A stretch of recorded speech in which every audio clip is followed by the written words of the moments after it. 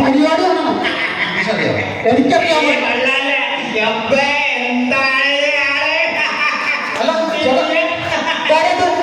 അറിയോ ആരാണ് ഇവിടെ പട്ടാളക്കാരിൽ നല്ല തോക്കുണ്ടോ വെട്ടിച്ചുള്ളൂ.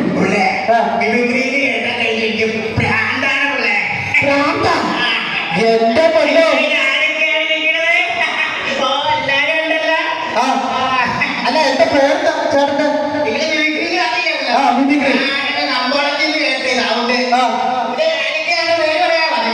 എന്താ പേര്? ഈ കോയാക്ക മിമിക്രി ചെയ്ത എന്ത് മിമിക്രി?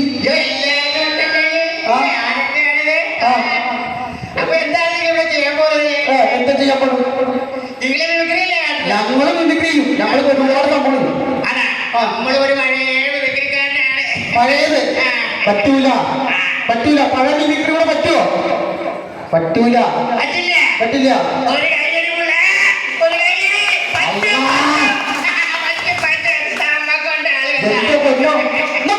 നല്ലൊരു പടക്കപ്പെട്ട കയ്യിടും. അപ്പളേ കോയന്റെ നമ്മുടെ പ്രേക്ഷകർക്ക് വേണ്ടി എന്താണ് ചെയ്യാൻ പോകുന്നത്?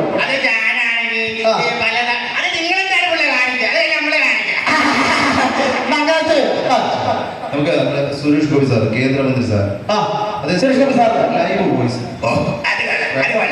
നമുക്കത് കേട്ടോ. ശ്രമിക്കാം.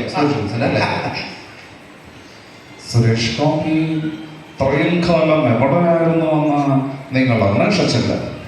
നിങ്ങളുടെ ചോദ്യങ്ങൾക്കുള്ള എൻ്റെ മറുപടി എന്ന് പറയുന്നത് എൻ്റെ വ്യക്തിപരമായ അഭിപ്രായങ്ങൾ മാത്രമാണ്.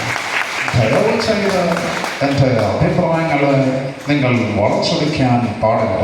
കാരണം സുരേഷ് ഗോപി ഒരു സിനിമ നടൻ മാത്രമല്ല, സജീവ രാഷ്ട്രീയ പ്രവർത്തകൻ കൂടിയാണ്.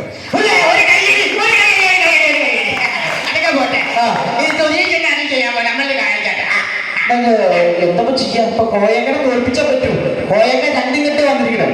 നാളെ വൃന്ദമാലി സുന്ദരനായ കലാകാരനുണ്ട്, കേട്ടസ് പഠന പല്ലൊന്നുമില്ല. നമ്മന്ന് കേട്ടോ.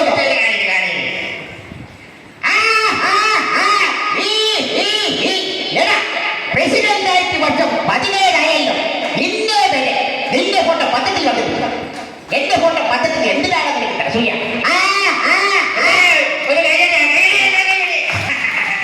അപ്പൊ മഞ്ഞ കോയക്ക ഏതെങ്കിലും ശബ്ദം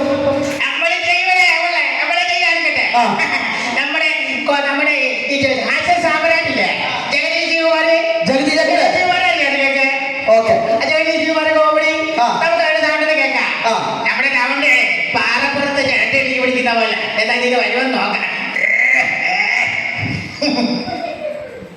എവിടെ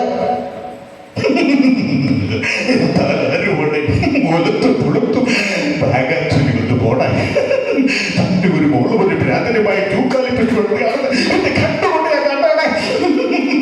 നാരായണനോടെ പൂരായണൊന്ന് പോട്ടെ.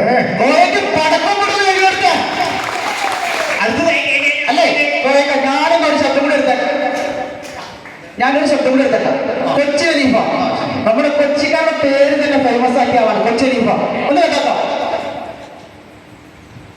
നീ എന്താണ് എപ്പോഴെങ്കിലും കൊപ്പത്ത കൊടകളുടെ പട്ടി പല തവണ പറഞ്ഞിട്ട് നല്ല കാറ്റിട്ട് മോദി രാഗത്തിൽ എന്തെങ്കിലും മുട്ടും നല്ലൊരു കയ്യിൽ പോലെ നല്ലൊരു കയ്യിൽ ഓൻ പോയി ഓനിപ്പം വരും കേട്ടോ. പോയില്ലേ ഓനിപ്പം വരും.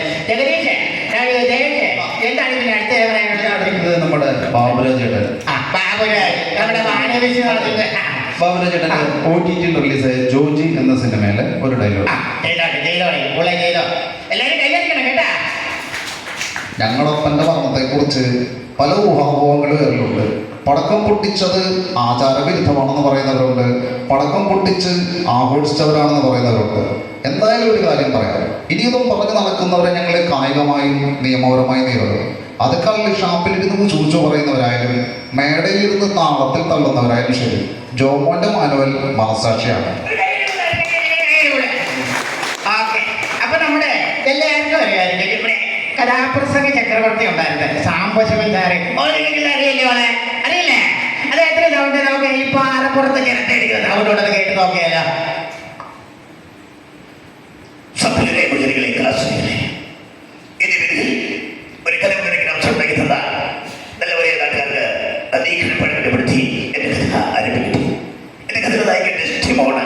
ഇതുപോലൊരു ബോർഡ് ആദ്യം ടെസ്റ്റിമോണ്. അവിടെ നടത്തിട്ടില്ല അതുപോലെ പറയുന്നു. എന്റെ കഥയെ കുറിച്ച് കൂടുതൽ പറയുന്ന അത് നമുക്ക് ബാലചന്ദ്ര മേനോൻ സാറ് മലയാള സിനിമയ്ക്ക് സംഭാവന ചെയ്ത നടനുണ്ട്. വളരെ ചെറുപ്പകാലം മുതൽ തൊട്ട് മലയാള സിനിമയിൽ നിറസാന്നിധ്യമായ നമ്മുടെ ബൈജു ചേട്ടന്റെ ശബ്ദം.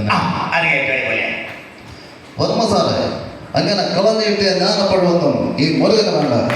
ഇടയപ്പുറത്തേക്ക് വെക്കുമ്പോൾ അതേപോലെ തമ്മിപ്പുറത്തൊന്നും നമ്മൾ ബോധമൊക്കെ വേണ്ടേ, ഒരു മര്യാദയൊക്കെ വേണ്ടേ. നീ തീർന്നോ? തീർന്നു.